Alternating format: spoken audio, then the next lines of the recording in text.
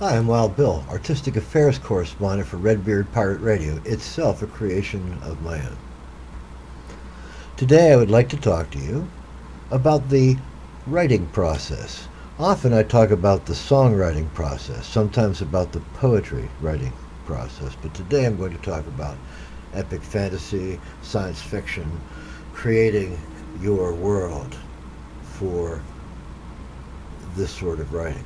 And I'm going to use a real life example and describe the why of my PatchWorld series, which amounts to 800,000 words now outside of background material, just the novels themselves. And part of what I'm going to talk about is that background material. It all started because I read a critic's complaint that vampire stories are for hacks and posers, and no one else. "You son of a bitch," I muttered, turning from the article, creating a new Word document without even looking. "I'll show you." I'm no great fan of the vampire trope. My fantasy efforts are about iconic heroes, reluctant heroes, veterans called to colors after long separation.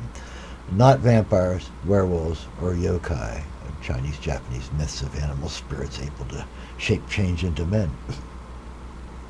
For one thing, the mechanisms are always ignored in favor of a concentration on the horror of unholy abuse of innocence.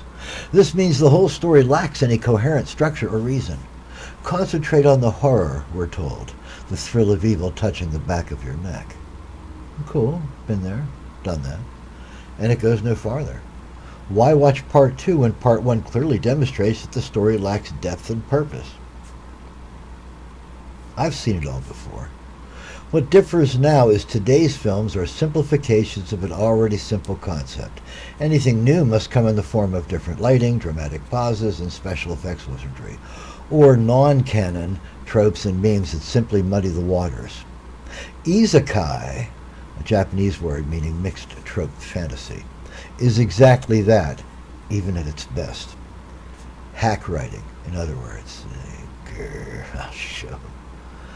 So I went with my strengths, developed a science of magic, a mechanism of vampirism, accounting for some of the most persistent tropes within the meme.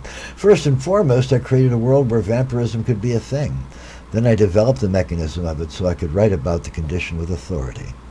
Where other writers are titillated by vampirism, lycanthropy, and it shows all through their writing, I, on the other hand, mean to understand it.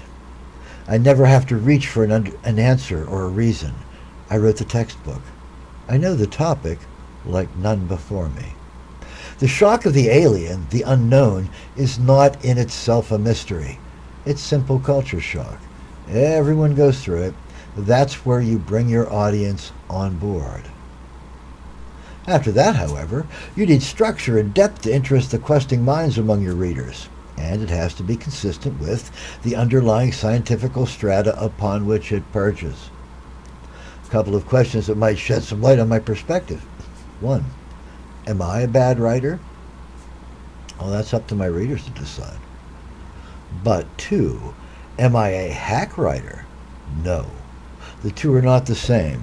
Badly written movies are the main form of movies released in the big theaters. Hack-written movies are made for TV. Hacks don't pay attention to details. Not police procedure, medical procedure, military truths, physics, and reasons for love. They're all about the emotional thrill ride. Don't look out the window, folks. Focus on the motion sickness. Bad writers simply fail to entertain their audience. So bad writers can be hacks, too. If you write a thrill ride that doesn't connect with your audience, ouch. Maybe look again at that career in broadcasting you passed up, or the retail job that paid your bills. Or keep writing for yourself. You are important too, no matter what your critics claim. So, part of the background that I prepared before I wrote my PatchWorld series, which all started with a vampire story, in your face, anonymous critic, is that I created my world map first. I created a science of magic first. I created a reasonable timeline in which I could insert my author's eye to chronicle the events thereon. And had that all going beforehand. I had to postulate a new gauge particle for another quantum field, the quantum field of magic. I, I had to write entire ecologies that could drift over the 1,200 years that my history covers before I get to the stories of the actors on the tapestry of this world, of PatchWorld.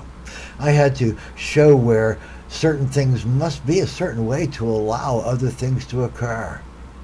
There was no if about it. There were origins for every single one of the heroes and every single one of the monsters.